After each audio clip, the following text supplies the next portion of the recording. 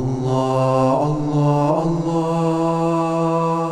Allah, Allah, Allah, Allah. Because in the Holy Quran, he said, if you ask them who created the heaven and the earth, they will say, it is God. So it's too big to say, John or Frank or Muhammad or Ibrahim or this or that. So in this point, nobody could deny that. But when comes, who gave you the shoes, who bought you the bike, who pays for your car, who, got your clothes, who got you up in the morning, my clock, this is the realm of action, this where things get distorted, and we enter a state, according to Islam, a state of forgetfulness. And slowly, the more we forget our connection with the original source, the divine source, and we fill the sky with gas and hydrogen and nitrogen and all kind of things, then we veil ourselves. In Islam, the veiling, it is actually called kafir. Kafir meaning you cover the truth. In the Holy Quran, the foundation of Islam, it is one formula. In this formula, it's called the shahada, the witnessing.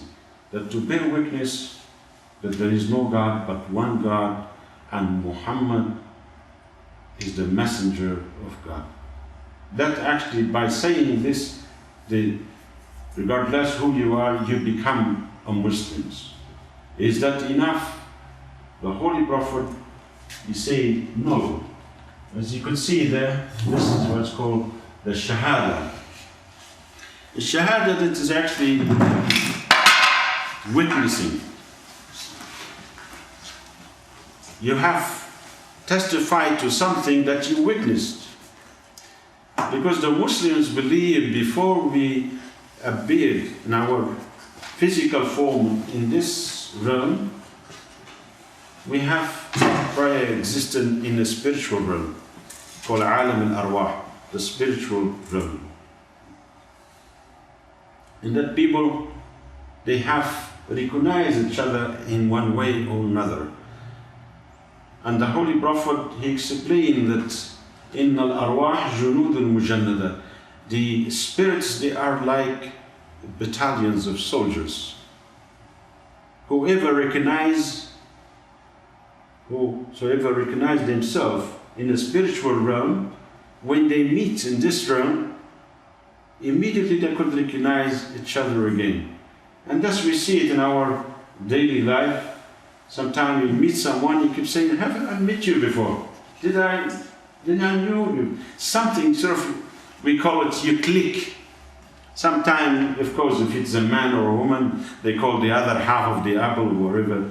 But this is really what it is. It's a spiritual recognition of one another. The spirit have recognized each other. It has nothing to do with reincarnation. Islam have no room for reincarnation. Islam teaches that this life is more than enough, is actually to reach enlightenment.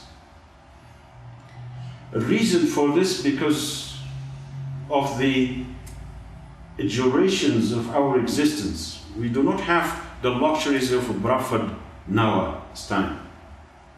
It has been narrated that in stories that the Prophet Noah passed through a cemetery, he found a lady crying on the top of a grave. He asked her, "Mother, what are you crying for?" She said, "My son, he died, and I didn't have others. I'm really totally saddened about him." He said, "How old is he?" She said, "Oh, he died so young." "How young?" She said, "Barely 400 years old."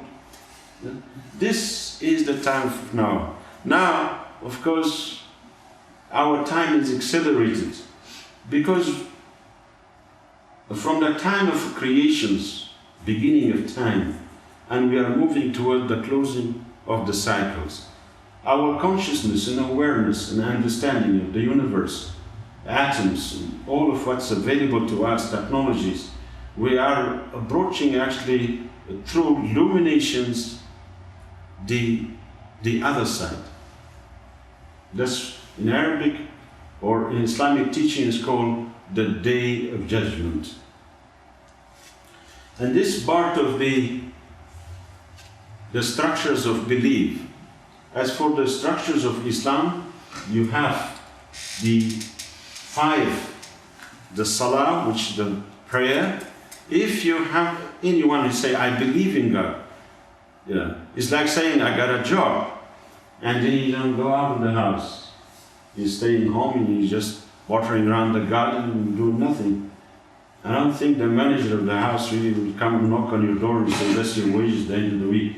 So, the same with God. God is invisible. And He wants us to believe on this power He has. It's not because it's a compulsory for you to do so. Even if we don't do so, we are doing so. See?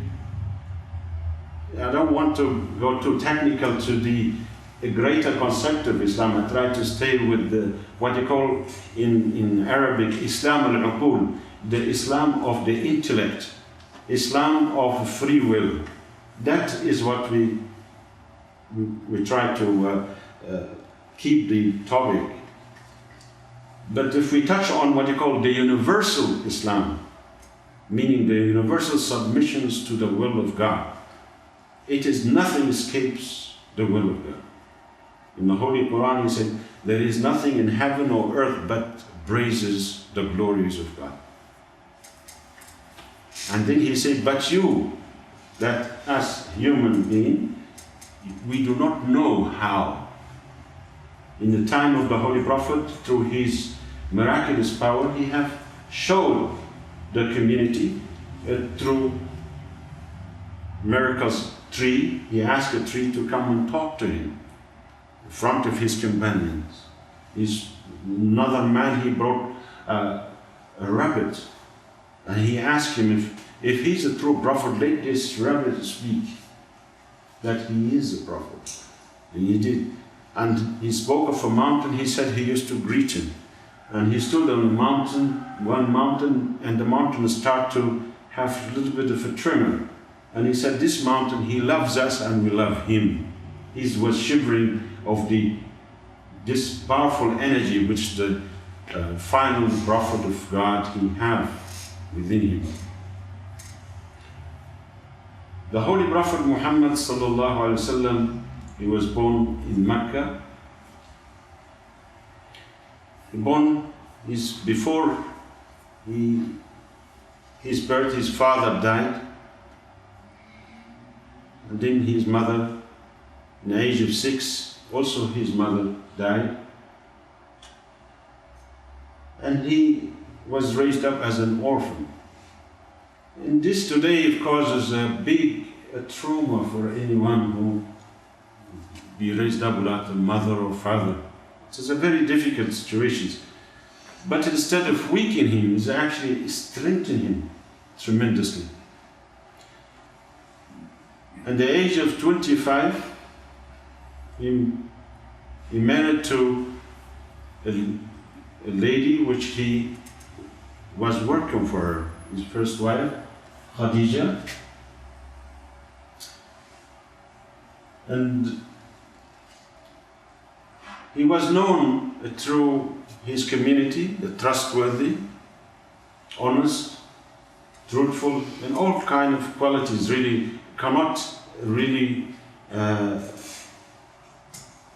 what you call develop them. They are is within him. Because the prophethood and messagehood is not something that you could develop yourself to be a prophet or make a resume and you say, well, I am prophet. The prophet, he had to be ordained by God himself from pre-eternity, before time itself.